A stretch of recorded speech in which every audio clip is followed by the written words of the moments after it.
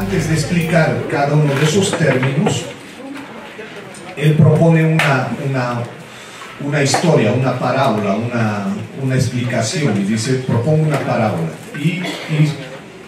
y comienza explicando lo que sucedió en el año 99 en Europa, el famoso huracán Lothar, ¿se acuerdan? El año 99, que arrasó muchos bosques en Europa, un huracán fortísimo que arrasó muchos lugares de florestas y muchos lugares de bosques en Europa, y pues era una situación bastante trágica, ¿no? En Francia se vinieron abajo muchos bosques, muchos lugares, kilómetros y kilómetros de árboles caídos, etc. En la parte de los Vosges, entre la frontera alemana y francesa.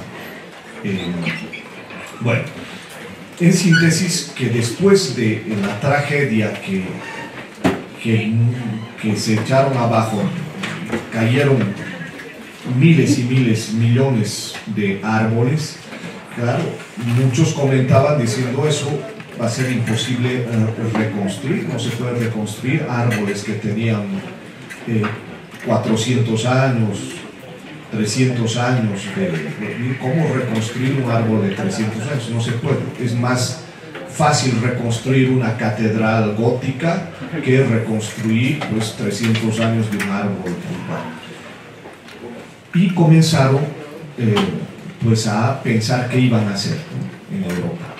Y mientras pensaban, cuando tuvieron un plan de acción, después de algún tiempo, los ingenieros forestales se dieron cuenta que los bosques comenzaban a rebrotar espontáneamente y que se adelantó al plan que pensaban poner en ejecución, y vieron que la biodiversidad espontáneamente se recomponía y que los bosques comenzaban a rebrotar, y algunas especies que habían quedado medio cubiertas por otras que habían plantado posteriormente comenzaron a tener vitalidad. Y lo curioso es que el equilibrio ecológico de esos bosques comenzó a funcionar sorprendentemente, y ellos tuvieron que modificar, claro, su estrategia. Aquel plan que habían elaborado pues no les servía bien, porque se dieron cuenta que la naturaleza estaba haciendo espontáneamente mucho trabajo, ¿no? Se les adelantó la naturaleza, ¿no?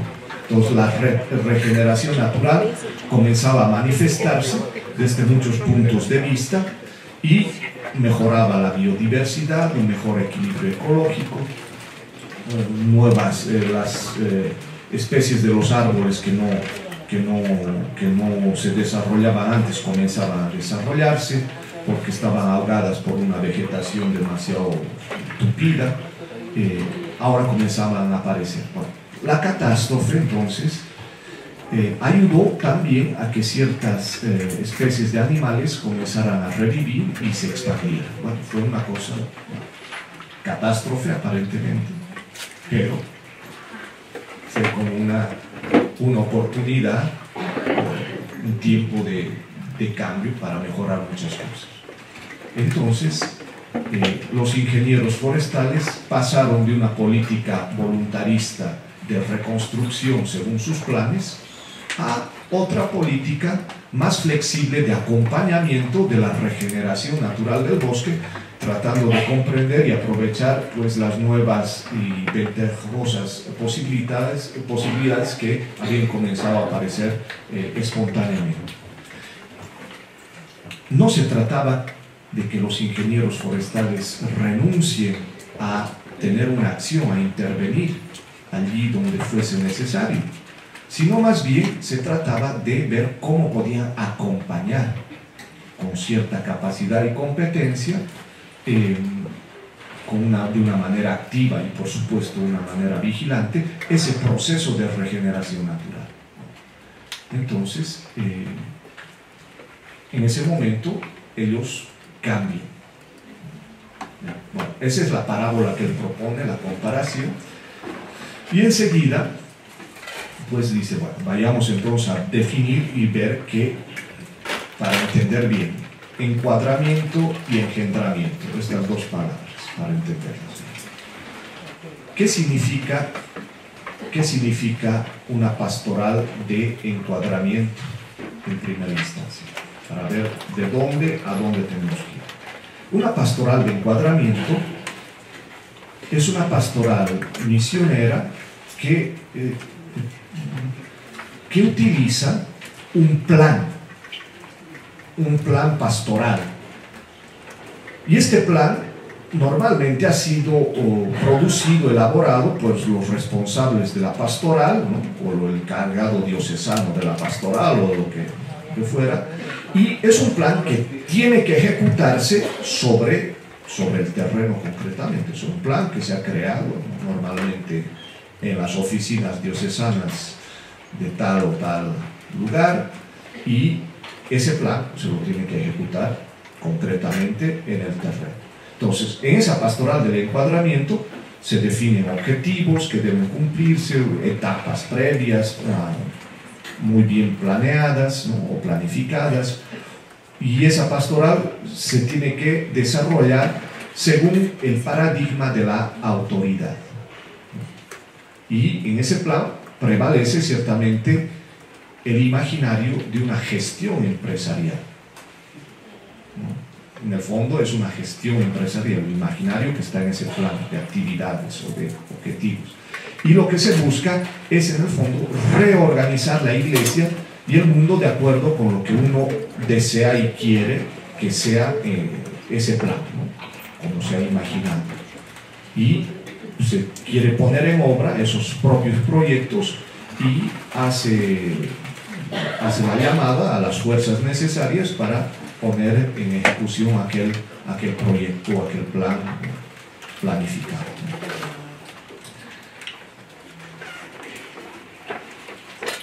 ¿Ya? Es un plan.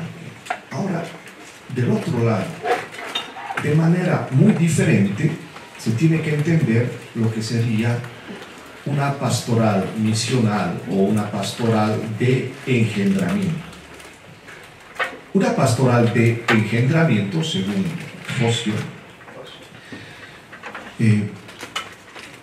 también requiere una cierta organización y requiere ciertos responsables, ¿no? Pero él dice, lo que vamos a hacer, yo no lo quiero denominar plan, sino lo voy a denominar dispositivo, porque quiero mostrar la diferencia. Entonces ya no va a ser un plan, sino lo que va a pensar es un dispositivo pastoral, ¿no? En lugar de plan.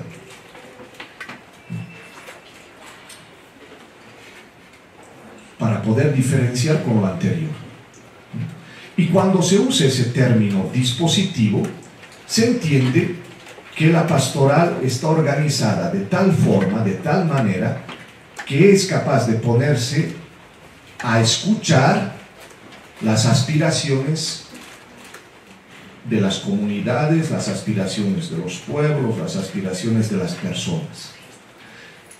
Cuando se habla de dispositivo, se entiende que sea de tal manera que sea capaz de discernir los signos de los tiempos,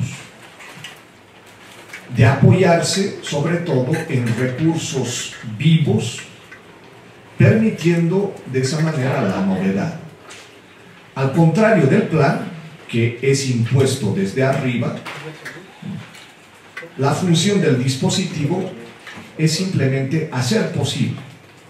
Es decir, al estar a la escucha de las aspiraciones presentes en el terreno, en las comunidades, el dispositivo se pone al servicio de todo aquello que está por nacer.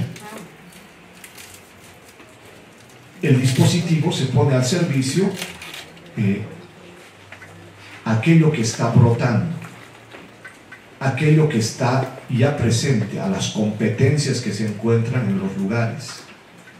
El dispositivo se pone a servicio del discernimiento y con mucha humildad.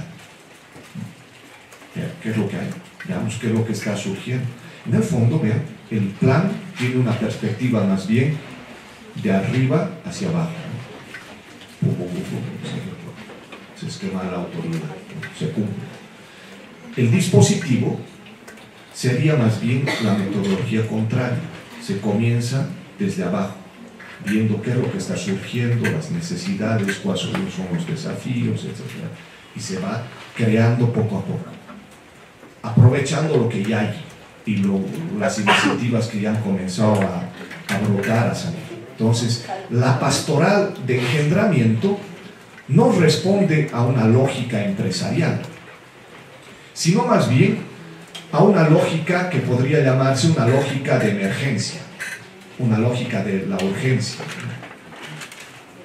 Y por eso el dispositivo no va a partir, no va a comenzar del imaginario del poder que se detenta, ¿no? Nosotros tenemos la responsabilidad, soy director diocesano de planificación pastoral, por lo tanto, a mí me corresponde, yo soy el responsable y lo que hagamos se cumple. Entonces no parte de una autoridad que al final es de la cual depende, ¿no? Que al final autoriza, que finalmente llega a ser el autor y el actor de todo, ¿no? En el sentido del dispositivo pastoral, más bien, del otro lado, se admite comienzos no programados de antemano. ¿Por qué? Porque escucha y atiende confiando en las fuerzas vitales que ya están presentes. De modo que intenta ponerse al servicio de todo aquello que están haciendo o que está por nacer. Es comprender en el fondo las aspiraciones, medir, sopesar las cosas, tomarse el tiempo para concertar, para deliberar. Es tomar decisiones que liberen, que autoricen, que permitan convertirse en autores a algunos que están ya presentes. Es acoger y lanzar los proyectos, dando oportunidad muchas veces a lo inédito, ¿no? Dar oportunidad a lo inédito. Normalmente los que eso nos desvía de lo que tenemos que hacer, entonces no lo autorizamos. Dar oportunidad a lo inédito y teniendo en cuenta que existen factores que no se dominan, que nos superan, confiando en otras fuerzas distintas a las nuestras, a las que poseemos en esta comunidad o en esta diócesis. Y de hecho, en esa pastoral de engendramiento, uno aceptaría aquello que es condición en todo nacimiento. ¿Qué es condición en todo nacimiento? En primer lugar, que no somos nosotros los que estamos en el origen de la vida y del crecimiento. Acuérdense la parábola de los bosques caídos, ¿no? Nosotros no estamos en el origen de la vida y del crecimiento, ¿no? Cosas crecen y se desarrollan, en primer lugar. Y en segundo lugar, dice Focio, como principio que hay que aceptar, que siempre se engendra algo diferente a sí mismo. ¿Ya? Eso es un principio básico, ¿no? Siempre se engendra algo diferente a sí mismo. El padre y la madre que engendra no engendra un sí mismo, sino un otro. ¿No es verdad?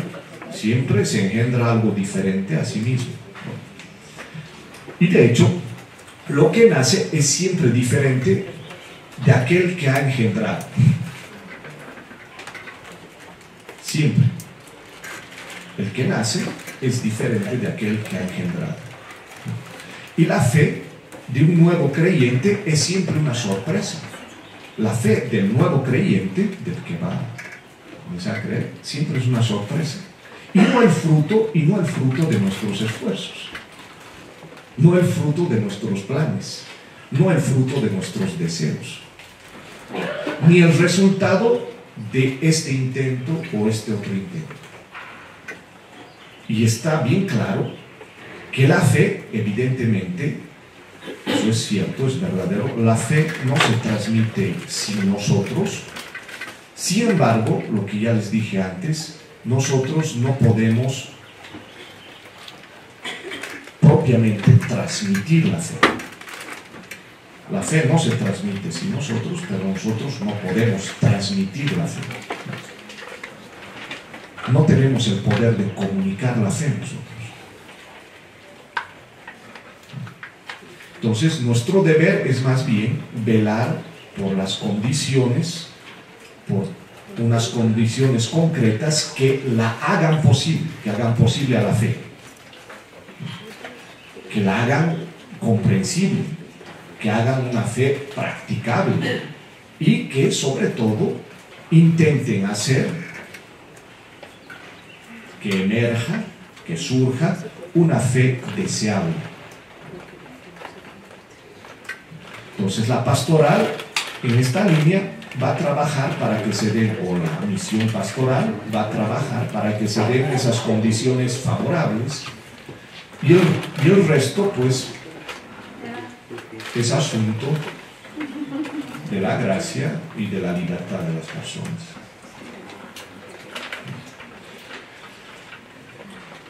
En ese sentido, André Faution afirma que se puede decir que la pastoral misional de engendramiento se inscribe en la lógica evangélica de la siembra. Entraría en esa lógica, entrar en la lógica evangélica de la siembra. ¿Se acuerdan el título del otro artículo que va a estar en la 9? Hacia una pastoral de la cosecha. Eso, la misma lógica.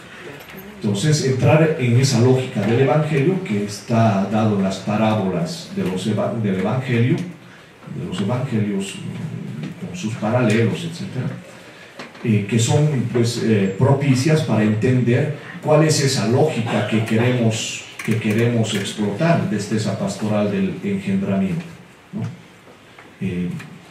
La primera imagen, la más fundamental, es la imagen de la semilla que nos sitúa en la dinámica de recomenzar, en la que esas preguntas simples y elementales surgen en la existencia y pueden producir grandes frutos como aquella mini semilla, mini grano de mostaza que se transforma en un árbol frondoso, ¿no? Y del mismo modo, esa pastoral de engendramiento tendría que estar en relación con preguntas simples, muy básicas, elementales, que son preguntas por el sentido último y al mismo tiempo que son decisivas para una vida digna, ¿no? Pero obviamente para la siembra es lógico, necesitamos sembradores. Para una siembra necesitamos sembradores.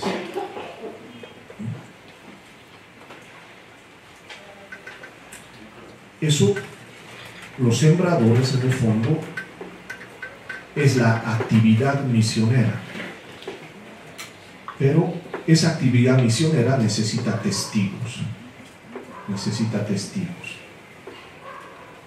pero el que siembra, vean, eso nos tendría que quedar clarísimo a todos nosotros, porque eso nos libera de muchas angustias. El que siembra no es aquel que hace crecer ni quien recoge los frutos de la cosecha.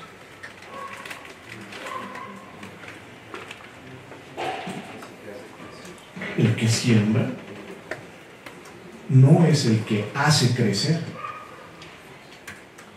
ni aquel que puede recoger los frutos de la cosecha. A nosotros no nos corresponde recoger los frutos de la cosecha. Los frutos de la cosecha son para aquí.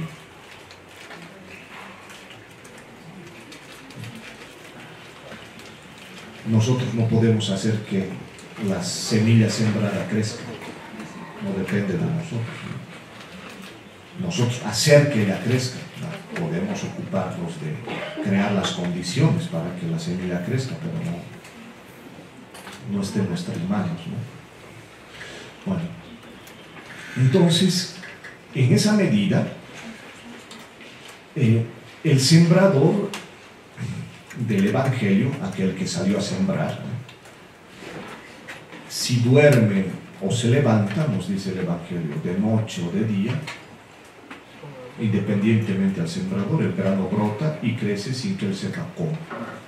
Marcos 4, 26, 27. El grano brota sin que aquel que ha sembrado sepa cómo.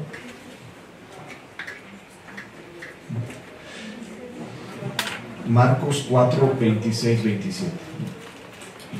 Entonces, la cantidad y la calidad de los frutos de la cosecha, pues, no lo sabemos. Serán inesperados. No sabemos. Y de esa manera, las parábolas, que son muchas, ¿no?, que hablan de la siembra, en esa medida o en esa lógica, nos llaman la atención, nos hacen recordar que la evangelización no se realiza según un régimen de productividad que uno pueda tener presente, ¿no? Tantos, cuantos, de esta manera un régimen de productividad, sino que se hace más bien en el sentido de la emergencia en la que uno sirve. No es una situación de urgencia, de emergencia. Y en esa pastoral llamada de engendramiento, el testigo está llamado sobre todo a eclipsarse para dejar que aparezca algo diferente a sí mismo. ¿Cuál es el trabajo? ¿Cuál es el trabajo del testigo? El testigo, en el fondo, da testimonio, claro, pero inmediatamente, ahí viene la discreción, ¿no? Necesita eclipsarse, necesita desaparecer o disminuir. La dinámica de Juan Bautista y Jesús, ¿no? Es necesario que yo disminuya para que él crezca. La misma lógica. Entonces, el testigo necesita eclipsarse para dejar que aparezca algo diferente a él mismo, a sí mismo. Porque si el testigo continúa en primer lugar, es la insistencia de que querer que se repita lo mismo, ¿no? No dejamos que aparezca algo diferente a uno mismo. Entonces, su movimiento no se detiene, no se detiene de aquel que tiene que aparecer como algo diferente, algo nuevo, es algo inesperado, algo imprevisible lo que aparece. Dale. Dijo que la siembra necesita sembradores y esa siembra es la actividad misionera y que durante esa actividad misionera se necesitan testigos. Cuando habla de testigos, ¿está hablando de sembrador o dos personas distintas? No, lo mismo, el sembrador o el testigo. Es el que ha sembrado, puede ser, ha contribuido a aquello, y mientras los granos van creciendo, brotando, nosotros poco podemos hacer, no depende de nosotros, ¿no? Pero nosotros mantenemos la presencia, no en primer lugar, sino de una manera discreta, nos eclipsamos poco a poco, porque lo que está brotando es lo que interesa que aparezca. Y que no va a ser lo que brote, no va a ser exactamente lo que nosotros queremos. No van a ser imágenes de nosotros mismos, sino es algo diferente. Y claro, es importante para la siembra ese movimiento del grano, de la semilla que pues, está en acción, no se detiene, y que va a aparecer como algo nuevo, inesperado, imprevisible, y que va más allá, siempre produce más, ¿no? Y aparece la lógica evangélica famosa: si el grano de trigo no muere y no cae en la tierra y muere, pues ¿cuál es el peligro? Si no muere, queda solo. Esa es la consecuencia, queda solo. Pero si muere, da mucho fruto. da mucho fruto. Lo de Juan 12. Entonces, en esa pastoral llamada de engendramiento, sería necesario pues tener ¿qué? Paciencia, no apresurarse a terminar, a concluir inmediatamente, y estar dispuestos a aceptar que a veces surgen situaciones que pues se entremezclan, se confunden, ¿no? Situaciones difíciles. Aceptar no ahogar los buenos brotes con el pretexto de que van a mezclarse con las malas hierbas, que van a mezclarse con la cizaña. Apresurarnos, decir, están haciendo algo bonito, pero corre el peligro de que se va a contaminar o le va a afectar la mala hierba. Y ahí viene la parábola aquella, ¿no? No se apresuren, dejen. No vaya a ser que al recoger la cizaña, pues arranquemos a la vez el trigo. Dejen que ambos crezcan juntos hasta el momento de la cosecha, hasta el momento de la siega. De aquí, pues, si pensamos una cosa vital, concreta, ¿cuál es la perspectiva que tenemos que adoptar en ese cambio propuesto por el autor con esa imagen? Salimos de una pastoral del encuadramiento,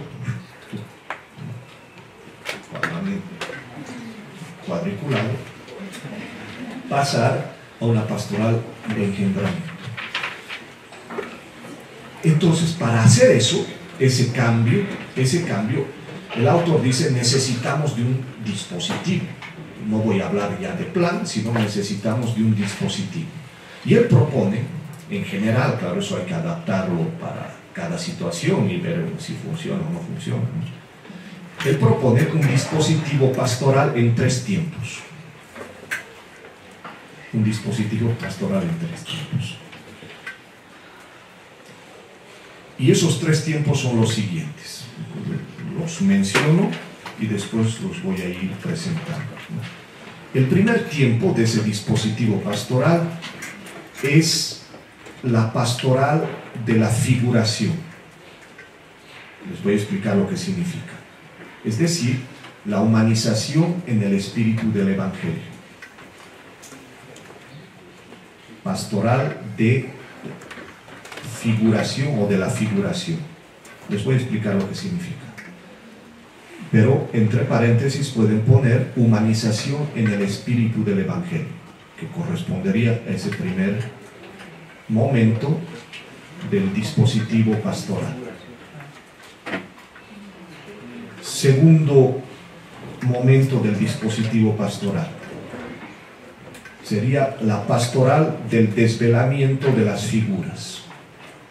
Pastoral del desvelamiento, de quitarle el velo, ¿no? Del desvelamiento de las figuras.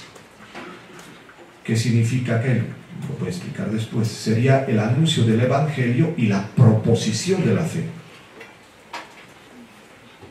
El anuncio del Evangelio y la proposición de la fe.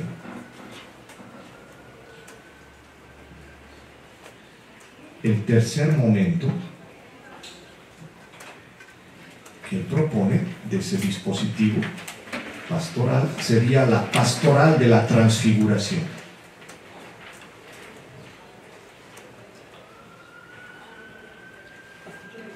Esa pastoral de la transfiguración supone, entre paréntesis pueden ponerlo, el acompañamiento del despertar a la fe y de su maduración.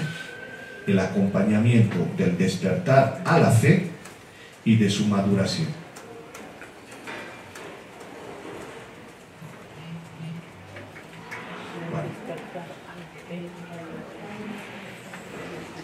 Entonces, esa manera de juntar las cosas, esa manera de articular la pastoral de engendramiento en 3 tiempos, ese dispositivo en 3 tiempos, que son tiempos lógicos, momentos lógicos, él reconoce, el autor dice, es complejo a realizar, pero relativamente simple a comprender.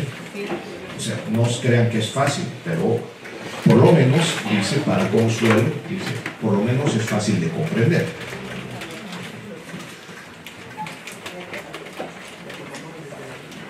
En primer lugar, se trata de participar en el comienzo, en la génesis del ser humano, del hombre, es decir, de humanizar el mundo según los valores del Evangelio. Sería el primer paso. En un segundo tiempo, aparece el anuncio explícito del Evangelio, que va a injertarse sobre la base de esa humanización que había sido el primer tiempo, como un anuncio que desvela el sentido y el fin de nuestra existencia a la luz de Jesucristo. Y finalmente, el tercer tiempo es en el que se da el acompañamiento de quienes se han dejado cuestionar por el mensaje del Evangelio y están ya creciendo en la fe. ¿Podría repetir? Pues repito todo. Sí.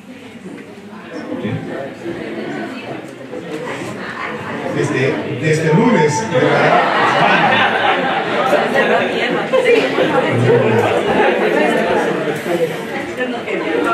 No se preocupen demasiado, que tendrán el artículo de fusión con ustedes. Yo lo estoy subrayando esos aspectos para poder explicar.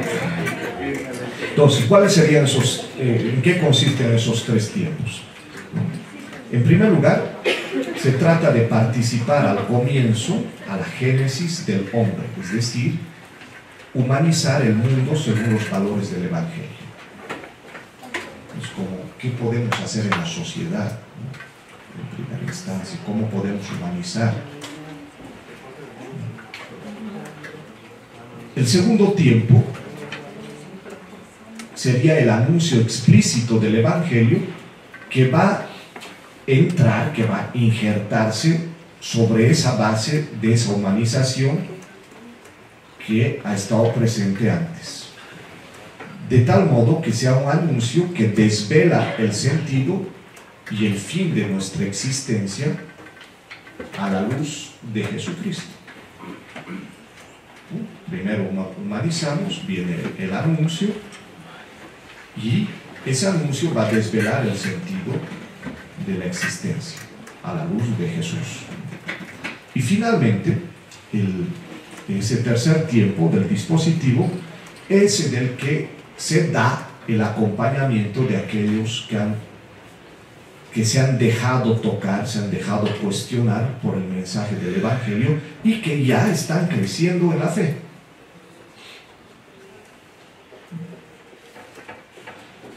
Podríamos reducir tal vez a tres palabras ese dispositivo.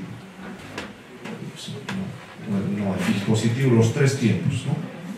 Sería humanizar, anunciar y acompañar. Bueno, entonces, para seguir explicando lo que antes mencionamos, lo de los tiempos, esa pastoral de la figuración, la pastoral del desvelamiento y la pastoral de la transfiguración, sería lo siguiente.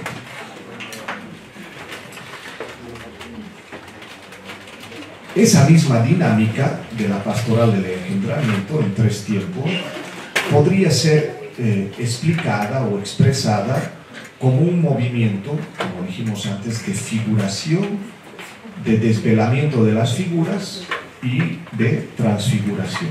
Esos tres corresponden a lo mismo, ¿no? Figuración, desvelamiento de las figuras y transfiguración. Entonces, explicando qué quiere decir aquello, él pregunta y dice, bueno, ¿qué significa figura? ¿Qué significa figura? Entonces aquí dice, el término figura viene de una palabra o de una expresión que es un signo que tiene doble sentido. Un signo que tiene doble sentido. Eso es una figura. Es decir, por una parte el sentido literal y por otra el sentido figurado. ¿No? Cualquier cosa. El sentido literal y el sentido figurado. Y aquí da un ejemplo el autor. Y dice, si yo digo, ya está muy tarde o ya es muy tarde, el sentido literal corresponde a la información sobre la hora, dando la hora, ¿no? Pero el sentido figurado es el mensaje que le interesa al campanero, que dice, es tiempo de salir, es tiempo de salir, ¿no? Entonces sería lo figurado.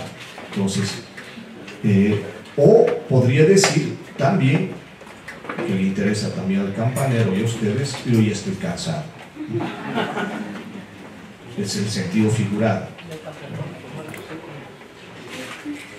Entonces, el sentido literal corresponde a esa información que estoy dando sobre la hora, y el sentido figurado, o quiere decir, es tiempo de que salgamos, o ya estamos muy cansados. Entonces, no se pasa inmediatamente, automáticamente, del sentido literal al sentido figurado. Y puede ser que yo entienda el sentido figurado o no lo entienda. Entonces, el paso del sentido literal al sentido figurado es libre y supone una interpretación. Necesito interpretar, lo contrario no entiendo. Entonces, la figura invita a la búsqueda. Una figura siempre invita a la búsqueda, invita al desvelamiento del sentido profundo, de la significación. Y aquí pone otro ejemplo muy bonito, André Foción, y dice, por ejemplo, en el Evangelio, los ciegos ven, los cojos andan, sería una figura del reino de Dios que se aproxima. La figura de la curación debe interpretarse y enunciarse como la llegada del reino de Dios, que sería el sentido figurado. Entonces, leer el sentido figurado supone un esfuerzo, un trabajo de interpretación en una situación concreta. Entonces, en esa óptica, en esa perspectiva, la pastoral podría ser considerada, o la pastoral misional podría ser considerada como la diseminación de figuras del Evangelio en la sociedad. Diseminación de figuras del Evangelio en la sociedad. En eso consistiría en primera instancia la pastoral misional o simplemente la pastoral. Diseminación de figuras del Evangelio en la sociedad. Es decir, como un desvelamiento, una revelación del sentido figurado y, en definitiva, como un acompañamiento en la apropiación intelectual del sentido figurado. Entonces, al final, esa etapa puede llamarse de transfiguración. Entonces, nosotros necesitamos colocar, diseminar figuras de evangelio en la sociedad, en nuestras comunidades.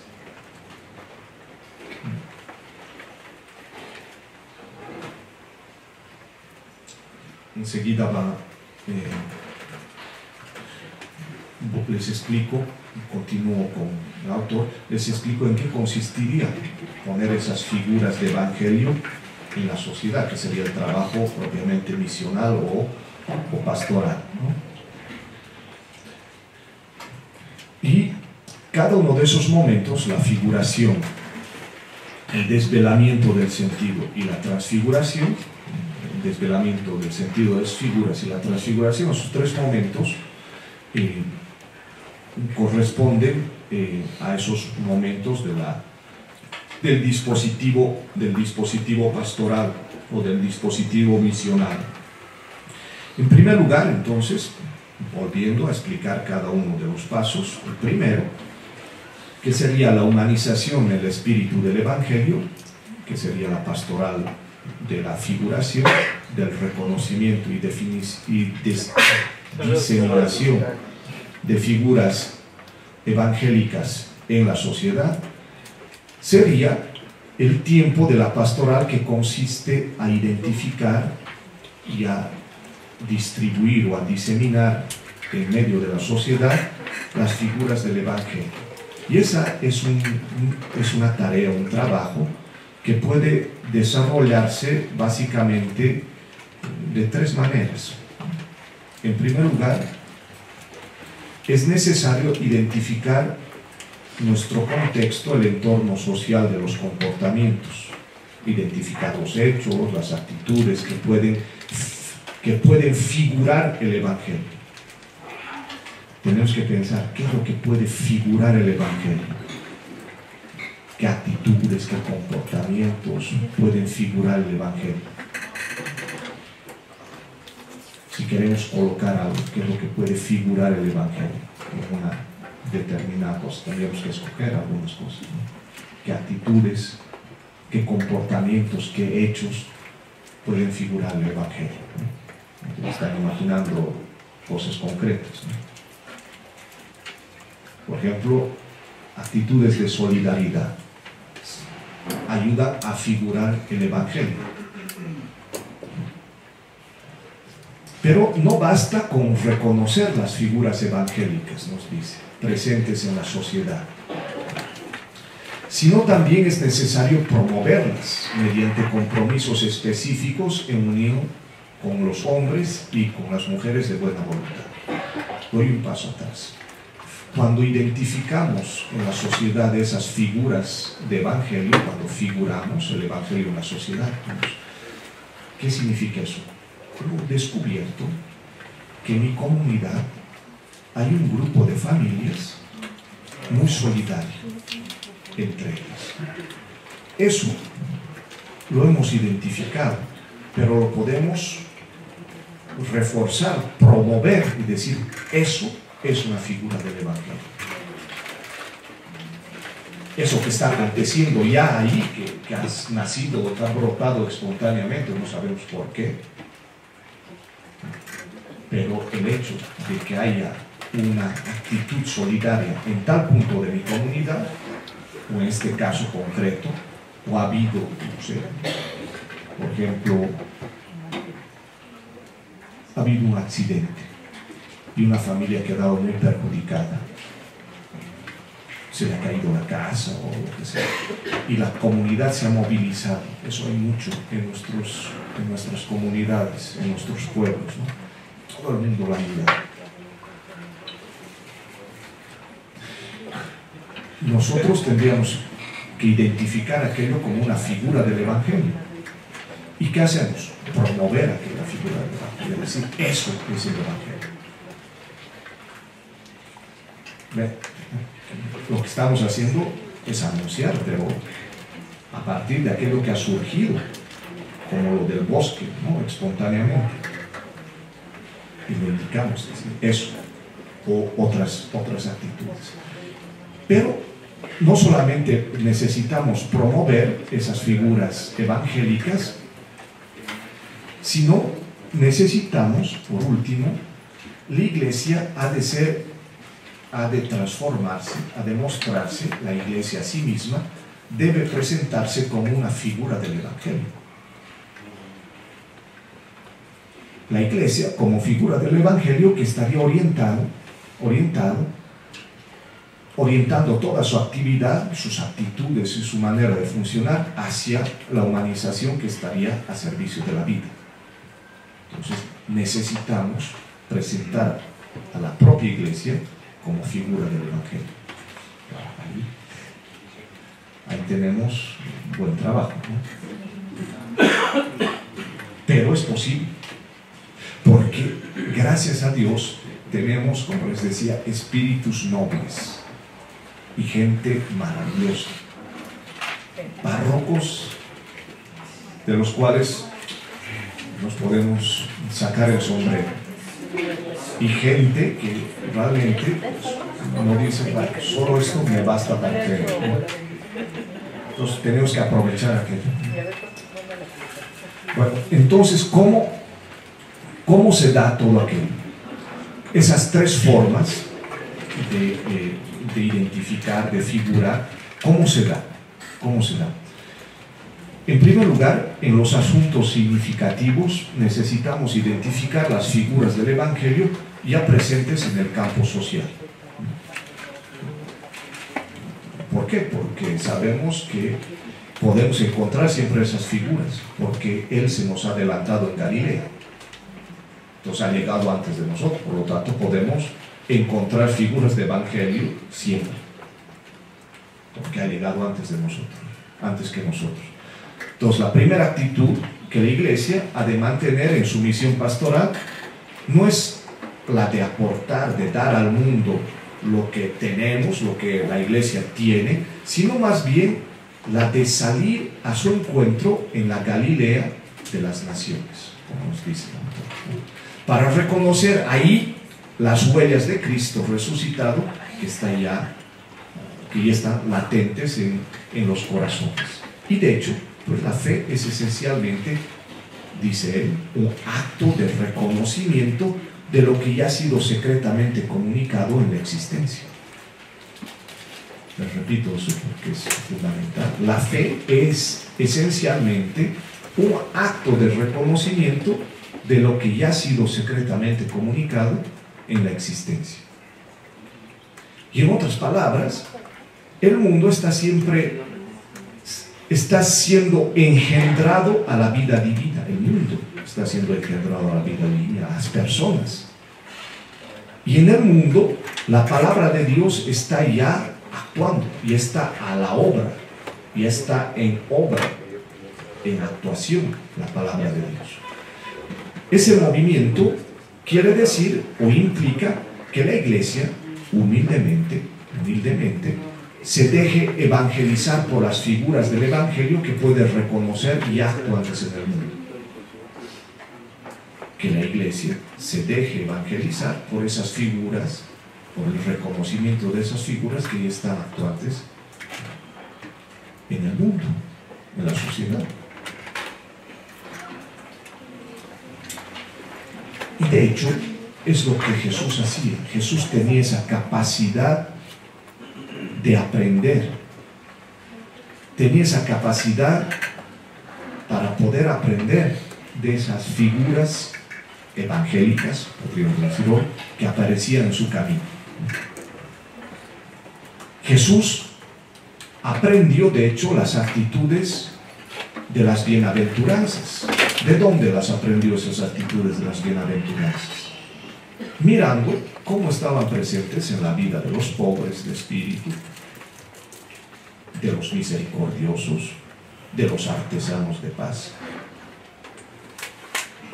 de los que lloran, de los que sufren, de los que tienen hambre. Y de esa misma manera, nosotros hoy deberíamos dejarnos instruir,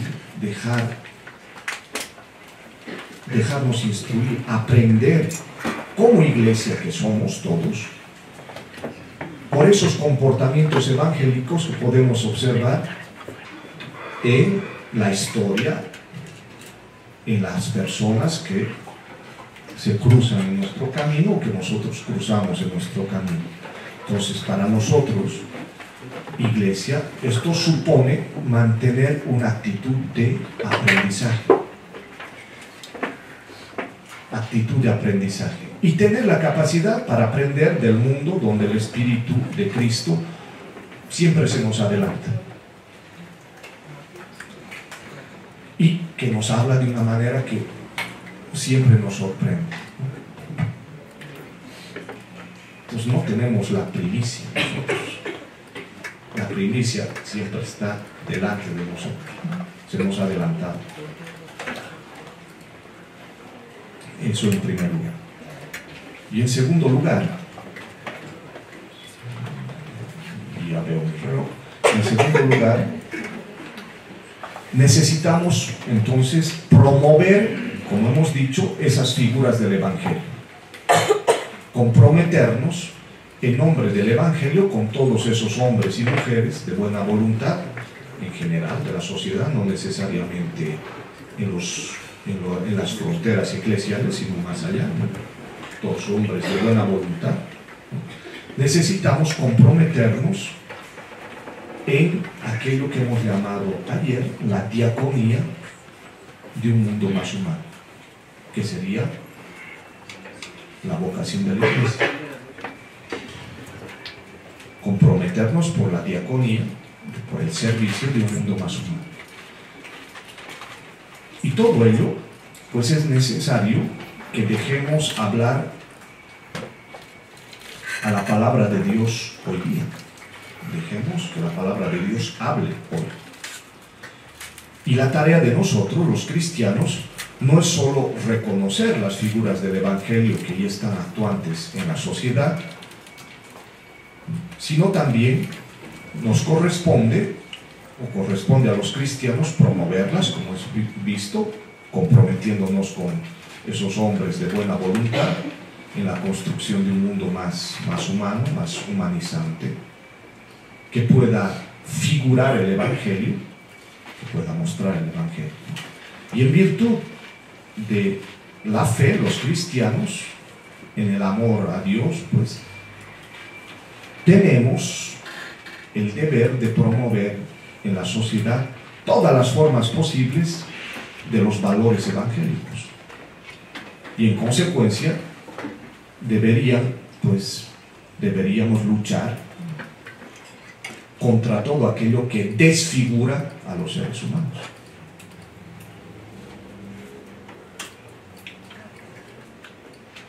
Luchar contra todo aquello que desfigura. ¿Sí? Lo que desfigura al ser humano es lo que deshumaniza. Es decir, lo que distorsiona al ser humano. Luchar contra aquello.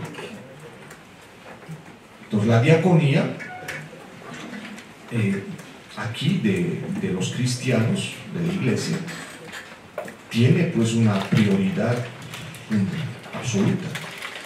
Si no servimos, si no somos diáconos como iglesia, como cristianos, pues nos estaríamos viendo como una fidelidad en sí propio, en sí mismos.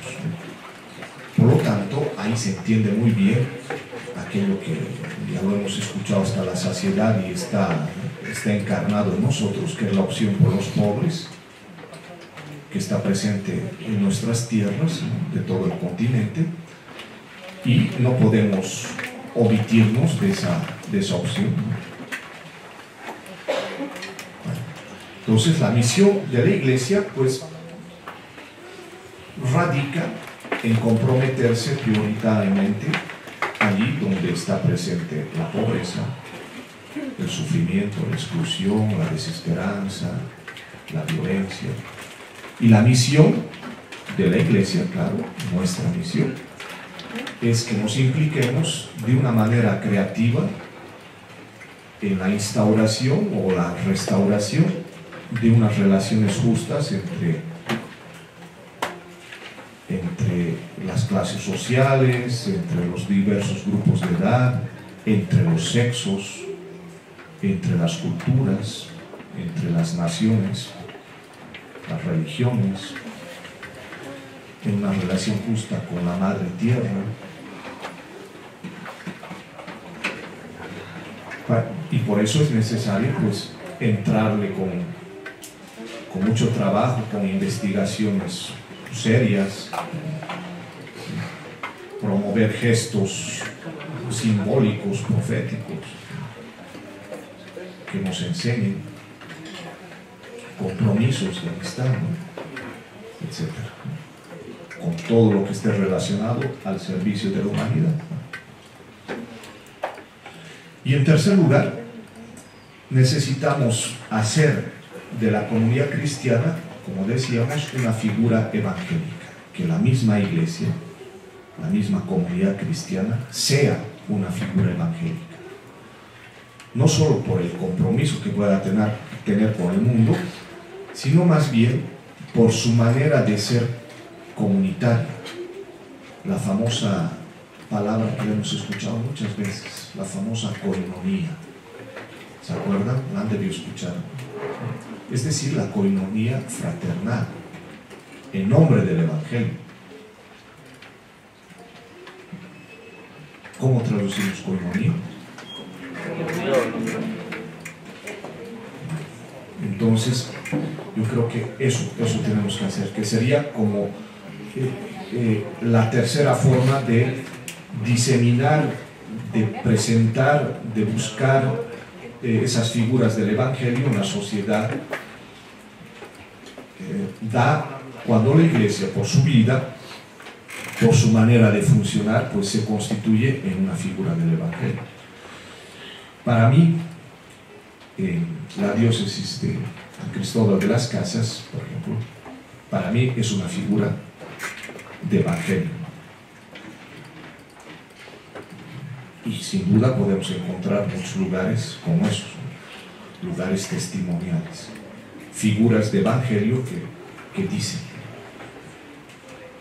Ustedes conocerán muchos más lugares que dicen, me habla del Evangelio, son figuras de Evangelio.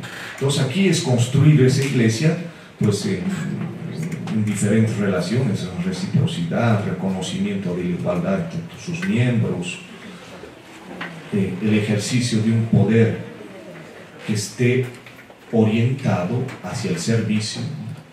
Si hay poder, que sea hacia el servicio, hacia el pleno desarrollo de sus miembros. Ser un cristiano auténtico en camino de humanización, y ahí aparece, claro, lógicamente la credibilidad de la iglesia, ¿no? Todavía, sorprendentemente, en toda América Latina, la iglesia en todas partes, en la mayor parte de los países, continúa siendo una de las instituciones con mayor credibilidad, a pesar de los pesares, todavía. Tenemos que aprovechar de ello.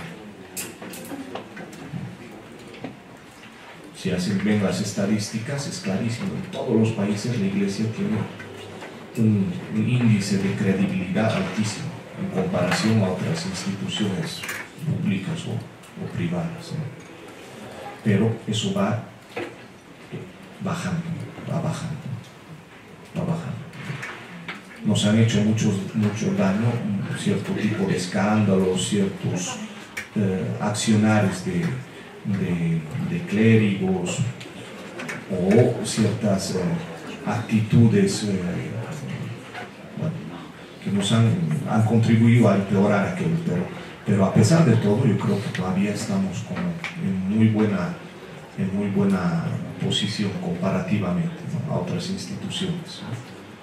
Entonces, las figuras, cómo termina viviendo las iglesias locales, ¿no?, cómo funciona, cómo es el funcionamiento jerárquico, a veces puede estar muy deteriorado, entonces necesitamos como darle una inyección de evangelio, ¿no? Y yo creo que para eso los últimos años hemos tenido una ayuda inesperada. Claro, ¿me entienden? Claro, era una ayuda que no se esperaba, que ha parecido así, nos ha sorprendido también. Yo creo que eso puede contribuir a ese movimiento, a que la iglesia sea figura del evangelio. Es el sentido de ver cómo se integran los fieles, los miembros de la iglesia, el sensus fidelium, el sentido de los fieles, la recepción de las cosas, bueno, etcétera, etcétera.